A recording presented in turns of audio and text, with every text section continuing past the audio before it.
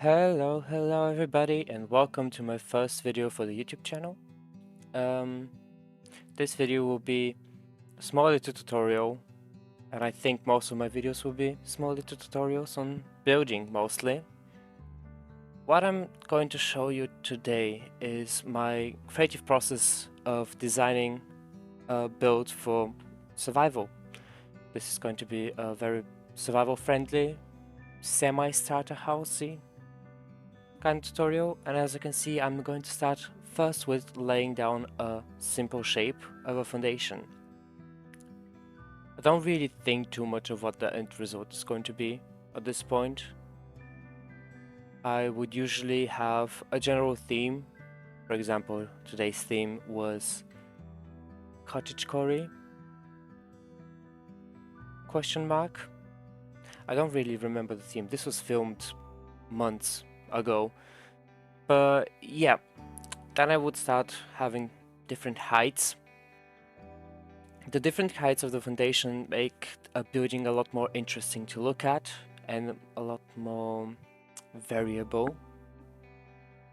This is also not meant to be an exact block by block tutorial, so I won't be able to tell you guys how big what is, because I don't have a clue.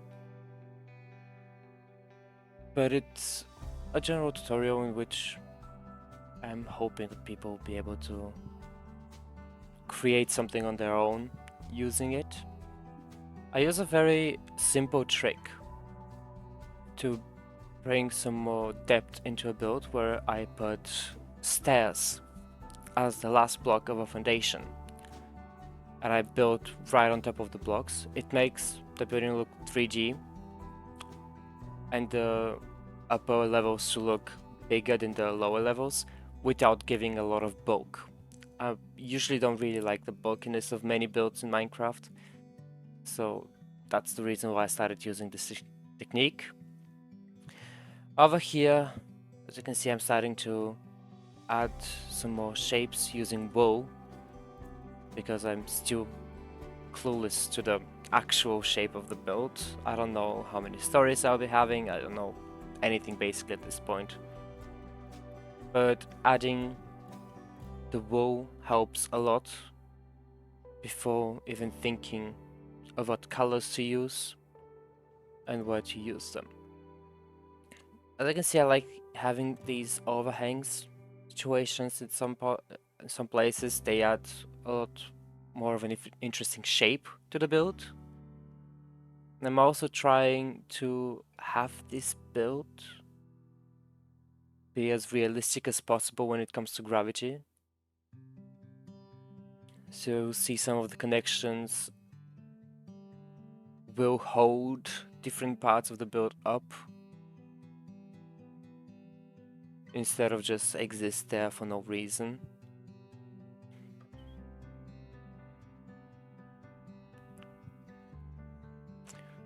When it comes to the roofs, I usually struggle with the shapes of roofs because I don't know what shape to put on what build.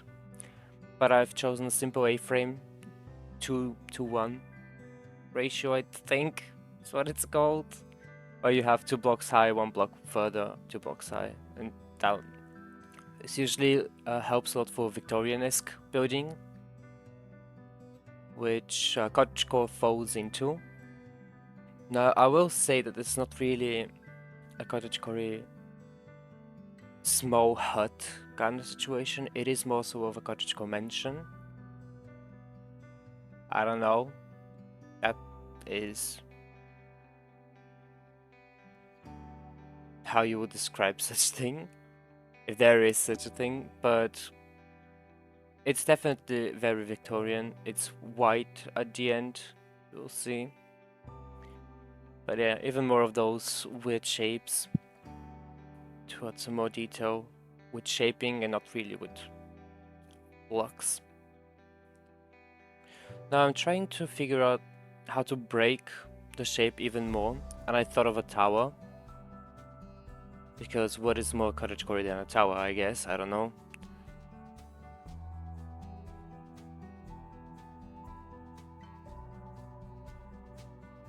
This is the point where I'm already like happy with the general shapes. and I'm beginning to think, okay, what color palette should I use? How should I use them? And what kind of detailing should I put on a build? This varies style to style, and also building to building to me. I would occasionally even think of a color before I think of a shape, but in this case I was thinking nothing, so I had to do the shape first.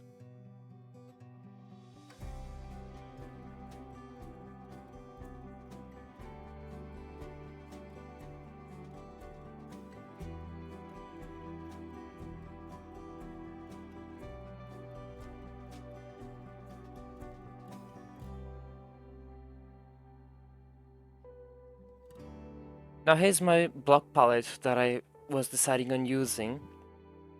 A lot of warm browns, very bright colors to accentuate the cottagecoreness of it. But this is not the palette that I end up sticking with. And you will soon see why. Very small alterations constantly happening.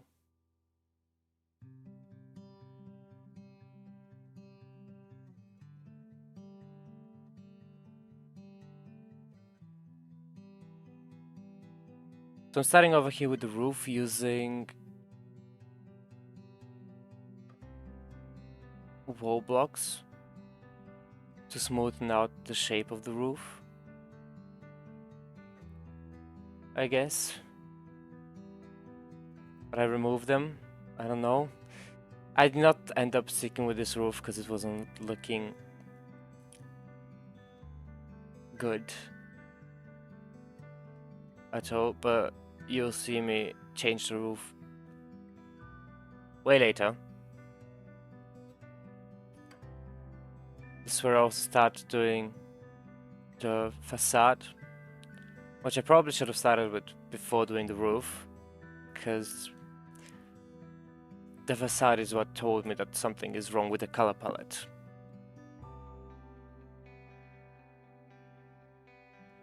I used all the woods to contrast the first floor with the roofs, but I could not figure it out myself.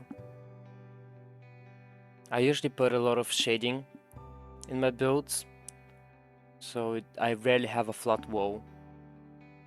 Very rarely. It does happen occasionally, especially on the bigger builds, but on small builds I would rarely have a flat wall.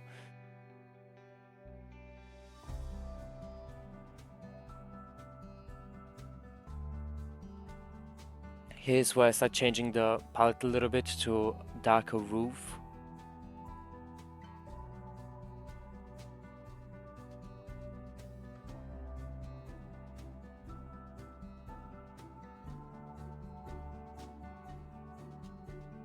I was struggling a lot with the palette of this build because, as I said, I was not thinking of how I want the end result to look like, which I usually either would do or I would just wing it on the spot in survival. So this was a little bit out of my comfort zone, but at the same time it is my way of building anyways. I do it on the go, I see what I like, what I don't like, change up stuff midway.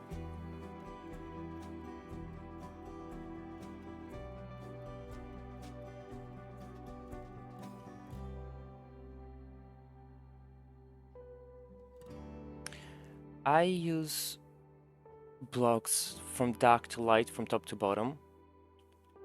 When it comes to shading, especially to roofs, so you'll see the top roof would have a lot less darker blocks than the bottom roofs. And this is where I changed the entirety of the block palette for the entire build, going a lot lighter to contrast the roof.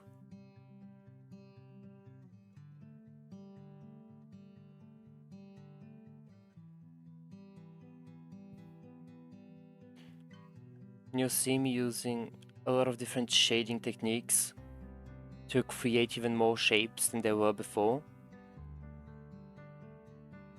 I find it a very easy way to break a build a little bit. and add more detail without adding any detail technically. As you can see, at first I'm just blocking the walls. I don't even think of where windows go. I think of nothing at this point. Just blocking it, filling it up with the correct shades, going as again from dark to light, bottom to top, and putting some more shade where the roof lines are to make them look even deeper.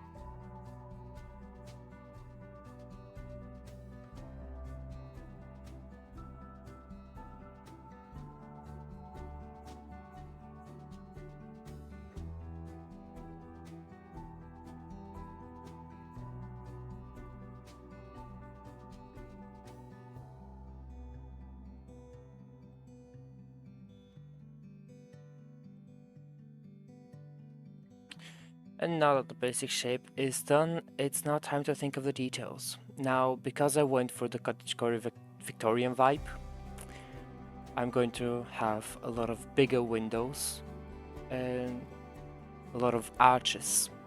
That is how I usually see Victorian, with a lot of arches, big windows and stuff like that. Adding those fence gates to support the second floor is a detail that I learned a couple of years ago. You can do it also with trapdoors, different kinds of trapdoors. It also works. People usually would do it with stairs, with slabs. It does work, but it's definitely for bigger buildings and not for something as small as this.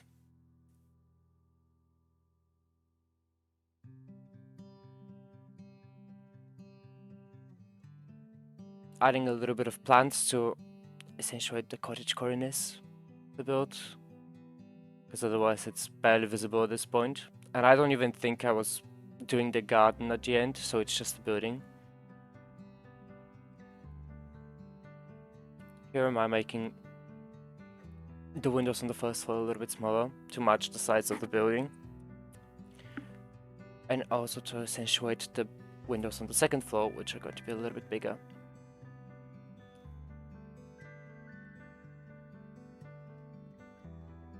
I use similar techniques for windows everywhere.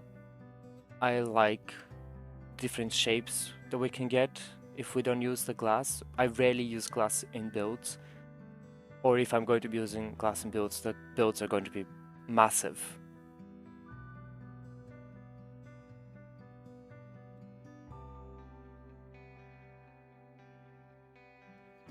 A little bit of arches at the top,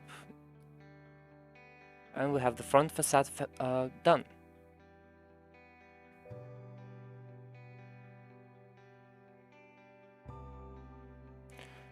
Trying to add different variants of windows, arches, various different shapes once again, instead of adding different kinds of blocks or who knows what else. More arches here at the front. And overall, I just shower the entire building with windows.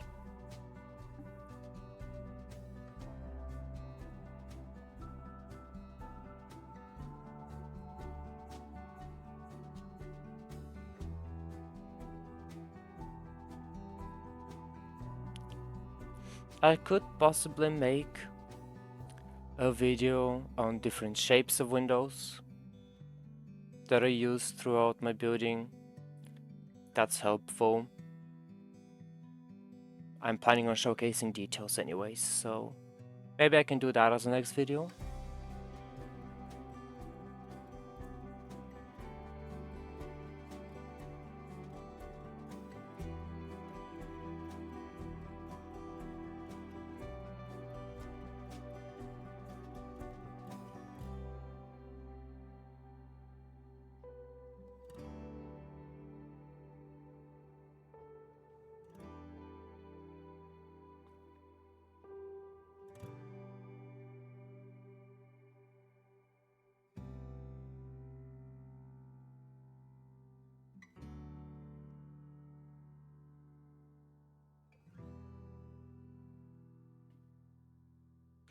I usually put just as much care on the back as I put on the front or the sides, because most of my builds will never be seen only from one perspective, they would be seen from everywhere.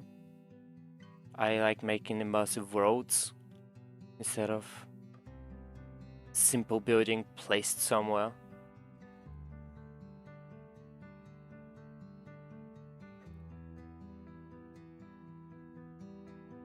And there we go. A small little cottagey house. A lot of windows. It can be also used as a winery. It's not really a small cottage now, is it? It's definitely not a cottage mansion. But if you add the correct garden details and surround it with even more plants, it can easily become one of the most cottagey things or abandoned mansions in the world.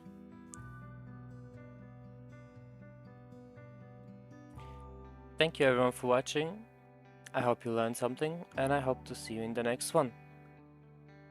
Bye!